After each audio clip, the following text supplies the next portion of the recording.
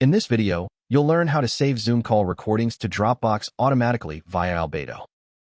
When a meeting ends and Zoom generates a recording, Albato picks it up and uploads it to Dropbox. No manual work needed. You'll need active connections to both Zoom and Dropbox in your Albato account. Open Albato and create a new automation. An empty trigger and action are ready to fill in. Select Zoom as the trigger app and choose the event call recording is completed. Albato fires the automation every time Zoom saves a recording. After the Zoom trigger, add a new action step to the automation. Select HTTP request, get file by URL. This step fetches the recording file from Zoom servers. In the URL field, insert the recording download URL from the Zoom trigger data. Add one more action step to the automation after the HTTP request.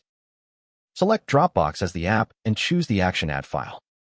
Set the destination path and map the file from the HTTP request response, then save. Turn it on. Albato now saves every new Zoom recording to Dropbox automatically. Your recordings are automatically saved to Dropbox as soon as a Zoom call ends. Learn more in the instructions below.